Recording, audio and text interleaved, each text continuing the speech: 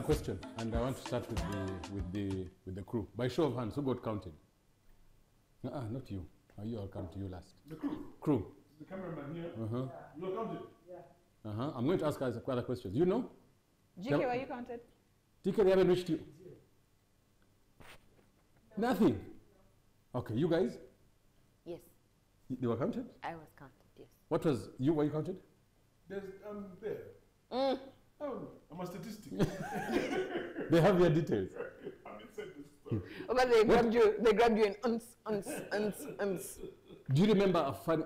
So I was counted, but I wasn't there. Does that make sense? I was counted in absentia. Someone answered. Yeah, someone answered all my questions. Yeah.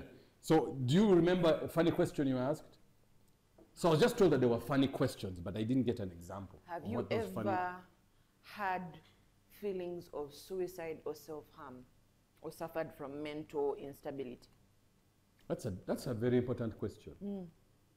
But I was asked that, they have asked, have you ever gone without eating? Yes. You remember that question? Yes. Yeah. Have you ever slept hungry? Yes. Yes. That was also there. There was another one of, have you... There was one of pleasurable activities that apparently was questioning that of depression. When I first saw it, I was like, pleasurable activities? You know, have you ever gone without pleasurable activities, or do you engage, or how often, blah, blah, blah. But basically, have you gotten depressed because of lack of sex? All I know is that it was there. Or the definition of pleasurable activities could vary from drinking to drugs. Stop lying. It to means a threesome. sex. It means sex. Oh, it means okay, sex. but it means sex. Are we just regular sex? They will not come and say, when was the last time you chowed? But they will ask. But I was told that question was, are you getting laid? Specifically from a health perspective. Boo. Yeah, but when you don't chow, don't you get depressed? That is valid. Okay, for a long period, don't you get depressed? Yeah, so. Well, anyway, so your point is that the questions were funny? No, I think they were actually serious, because we need to know the state of people's heads. Like, how bad is the situation is financially, how bad is it mentally, how good is it, you know? So when we're saying that this is one of the happiest countries in East Africa, we need these numbers. We need to know. But don't you think, and I'm going to pose this question not from a point of, Gaetano, you and your conspiracy theories, please. I'm going to ask this question as somebody who is observing it and saying, Naib, when they come and they ask all of these questions, a friend of mine was telling me that in America, for example, when they do a census, or in these Western countries, the person is outside your door and it does not last more than 5 minutes. How many are you in this house? Give us their nationality, and that is pretty much it.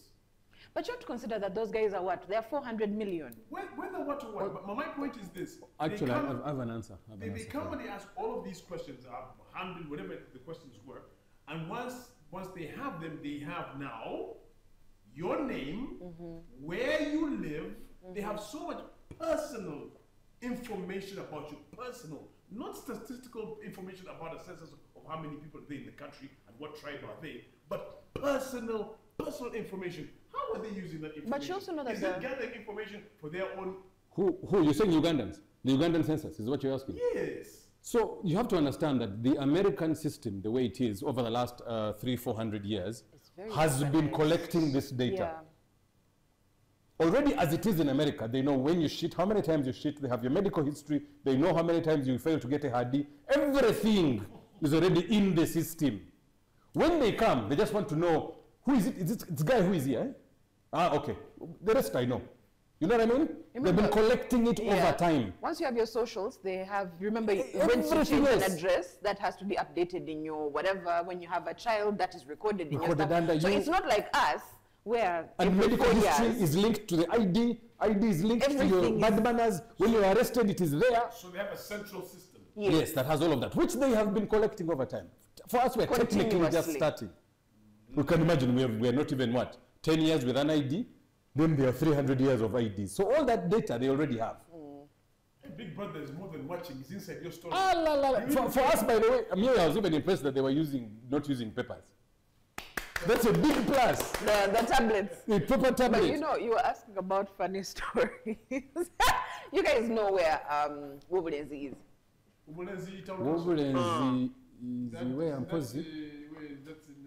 That's There's no way you know. You don't know. But let me tell you, I know you heard of Wobulenzi. Obulenzi is in Uganda. Central. So there's a guy in Wobulenzi, can't come to be specific. He calls himself Jesus Navas Vera. Jesus Navas Vera. That's a cool name. He said, "Me don't count me. My Father in heaven counted me. Tewabala Yesu. You do not disrespect God." So apparently when the enumerator came, Jesus Navas Vera and his followers, They were in church. They said, "Oh." they took off. They How said, many "Oh." followers does Vera have? Now the thing is, we don't know how many they are. Did the others accept to be counted? The others accepted, but him and another one called El Shaddai Gracie. By the way, I'm not making this stuff up. I swear this stuff happened. Katukamu. El Shaddai Gracie and Jesus Navas Vera said, "No, you will not count us." I heard they were arrested. Yes. He was actually Yes. arrested because he didn't want to be counted in the census. Yes, and that is But isn't that his, an offense. But didn't he have a point? Now let me What point? Let me drive this home. What point does he have? Jesus, To back. and he has a wife, because again they do not believe in anything government, whatever. He has a wife called Eve Melisha. They have kiddos that they do not educate in secular education. Their kids are educated at home. They do not have national IDs because they do not believe in anything gava. They do not believe in your secular world. Okay. So basically he's That saying... guy needs, let me tell you what he needs. You know what he needs? I don't know about Eva, I'm not going to talk about Eva, but Jesus Nava, Vera, needs a mucus-inducing backhand. Where the splashes even. The minute you start, You don't slap when somebody hits you.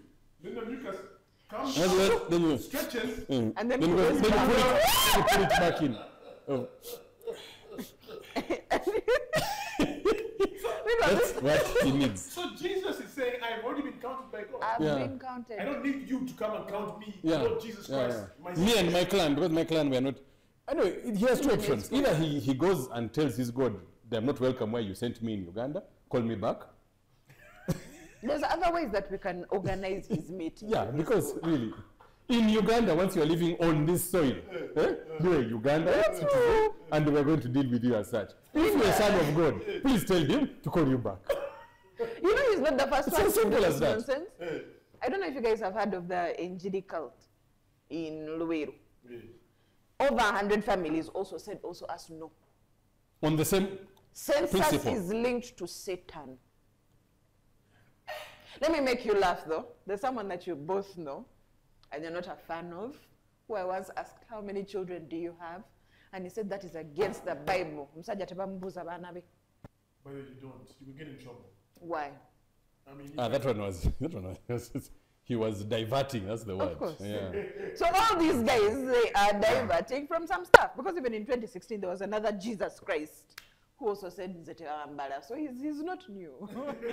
There was a And chick, cases are many. there was a chick in Jinja who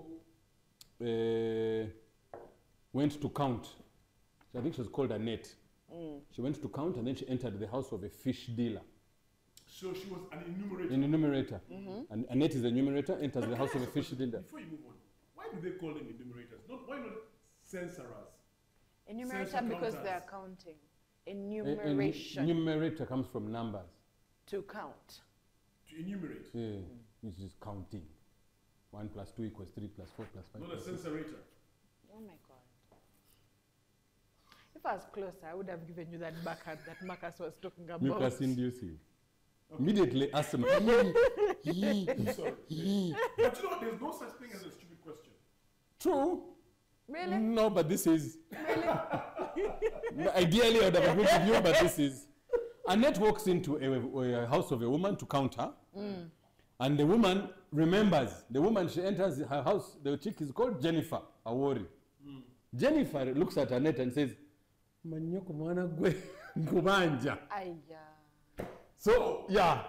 So it turns out that Annette had come and taken, a year ago, 200 kilos of Nile tilapia, and not paid.